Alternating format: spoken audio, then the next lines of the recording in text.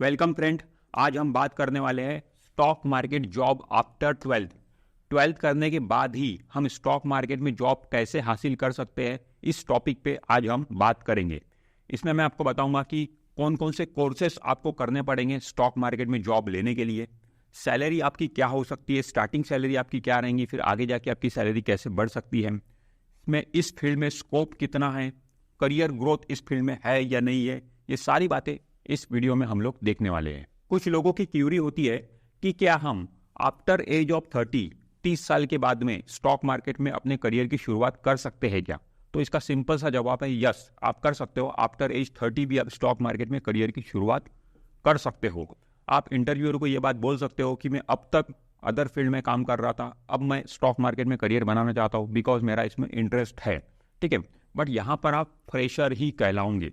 Other field में आप job कर रहे थे, वहाँ पे आपका एक्सपीरियंस है, बट स्टॉक मार्केट के लिए तो आप फ्रेशर हो गए, तो यहाँ पे आपको जीरो से ही शुरुआत करनी पड़ेगी। तो देखा जाए तो ऐसा करने में आपका नुकसान है, क्योंकि अदर फील्ड में मान लो आपने अपने करियर को थोड़ा आगे बढ़ा दिया था, सैलरी को इंक्रीज कर दिया था, बट यहाँ पे आपको जीरो से ही शुरुआत करनी पड़ेगी।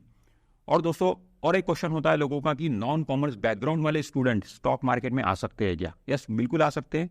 ऐसा बिल्कुल जरूरी नहीं है कि आप कॉमर्स बैकग्राउंड से ही आओ। आपने हो सकता है कि 12th साइंस में किया हो या आर्ट्स में किया हो, तो भी आप आगे जाके स्टॉक मार्केट में करियर बना सकते हो। मीडियम भी यहाँ पे कंपलसरी नहीं है कि आपका जो मीडियम है वो इंग्लिश ही होना चाहिए, ऐसा बिल्कुल नहीं है। आप हिंदी मीडियम से आकर भी स्टॉक मार्केट में करियर कर सकते हो, या अदर मीडियम भी आपका है तो भी आप स्टॉक मार्केट में करियर कर सकते हो। तो यहाँ पे इतने रेस्ट्रिक्शन नहीं है कि आपका यही चाहिए तभी आप स्टॉक मार्केट में आ सकते हो। कई लोग हैं जो अदर फील्ड से आके स्टॉक मार्केट में अपना करियर बना रहे हैं। जैसे कि मैंने आपको बोला हो कि ऐसा करने में आपका नुकसान है। अभी आपकी एज 30 है, 35 है, और आप अब तक अदर फील्ड में काम कर रहे थे, उस फील्ड में जो आपका करियर था वो आगे बढ़ चुका था, ठीक है। बट इस फील्ड में आप एज ए फ्रेशर शुरू करोगे तो आपको जीरो से शुरू करना पड़ेगा, फिर इस फील्ड में आगे जाने में आपको और देरी होगी। तो इसीलिए मैं बोलता हूँ कि आफ्टर 10th आफ्टर 12th ही आप ये सोचना शुरू कर दो कि मुझे आगे जाके किस फील्ड में करियर बनाना है। जिस फील्ड में आपको करियर बनाना है उसी से रिलेटेड आगे की आप पढ़ाई करो। आफ्टर 10th आफ्टर 12th आगे की जो भी आपकी स्टडी रहेंगी उसी फील्ड से रिलेटेड आप करो।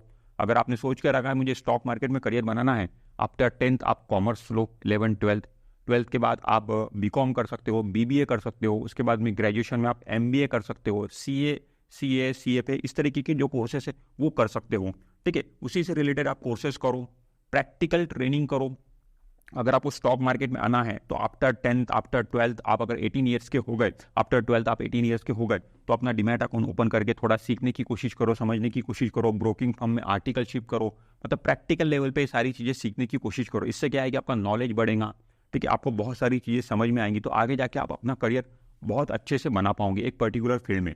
देखिए दोस्तों, 10 जगह गड्ढा खोदने से पानी नहीं मिलता है, एक ही जगह गहरा गड्ढा खोदने से पानी मिलता है। इस फील्ड में आपकी जो स्टार्टिंग सैलरी हो सकती है वो 20,000 से लेकर 25,000 तक आपकी स्टार्टिंग सैलरी हो सकती है। फिर आगे जाके जैसे जैसे आपका एक्सपीरियंस बढ़ेगा ये सैलरी भी बढ़ती चली जाती है, और सैलरी के साथ साथ इंसेंटिव्स कमीशन भी मिलता है इस फील्ड में।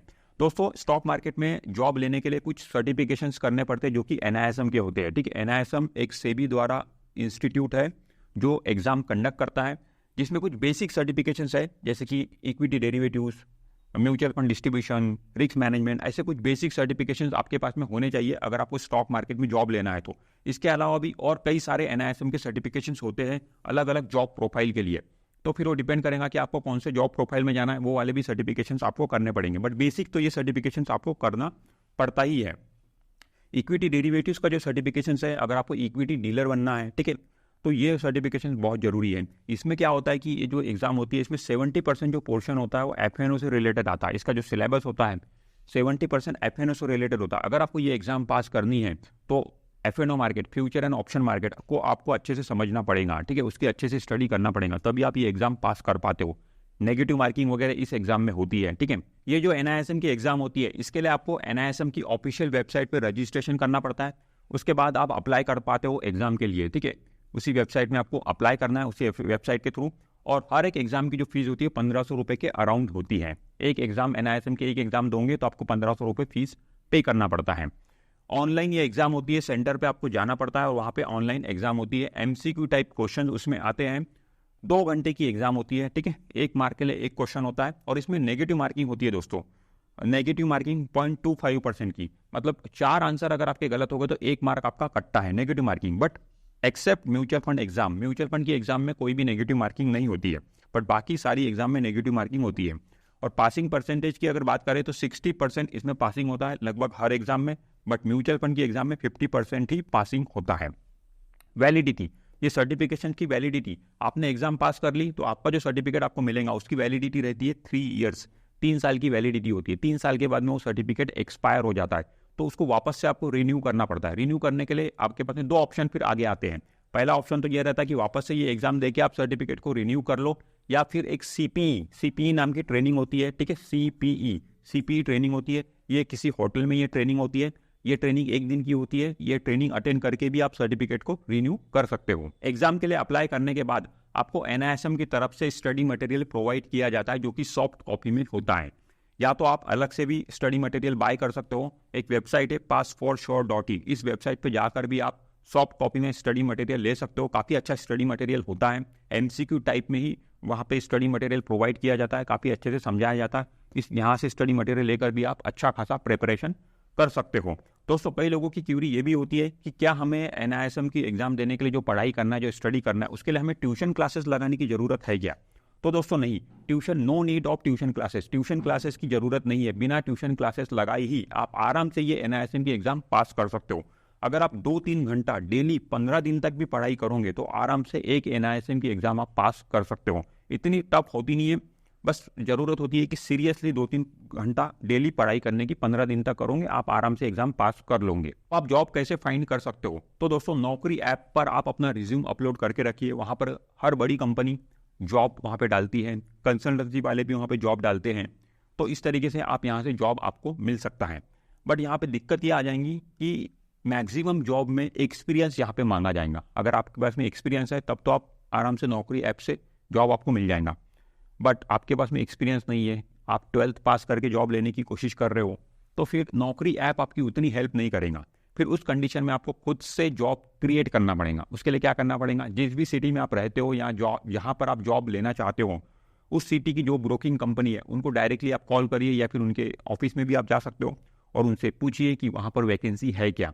कहीं ना कहीं तो वैकेंसी जरूर मिल ही जाएंगी। शुरुआत आप छोटी मोटी कंपनी से ही कर सकते हो, क्योंकि फ्रेशर हो तो बड़ी कंपनी में जाओगे तो वो यही बोलेंगे कि हमें एक्सपीरियंस बंदा चाहिए। तो शुरुआत छोटी मोटी ब्रोकिंग कंपनी से या फिर सब ब्रोकर का जो ऑफिस होता है वहाँ से भी आप शुरुआत कर सकते हो। अब कुछ लोगों की क्यूरी होती है कि क्या स्टॉक मार्केट के जॉब आगे जाके एग्जिस्ट करेंगे या नहीं करेंगे, क्योंकि अब सब कुछ ऑनलाइन हो गया है। कई सारे ब्रोकर जो डिस्काउंट ब्रोकर आ गए, उनकी मोबाइल एप्लीकेशन काफ़ी यूज़र फ्रेंडली है। बहुत सारे लोग अपने मोबाइल से ही ऑनलाइन सौदे कर रहे हैं। तो ऐसे में ब्रोकर की ज़रूरत पड़ेगी क्या? मतलब जो ब्रोकर की तो ज़रूरत पड़ेगी, बट ब्रोकर के ऑफिस में जो एम्प्लॉय है उनकी ज़रूरत पड़ेगी क्या?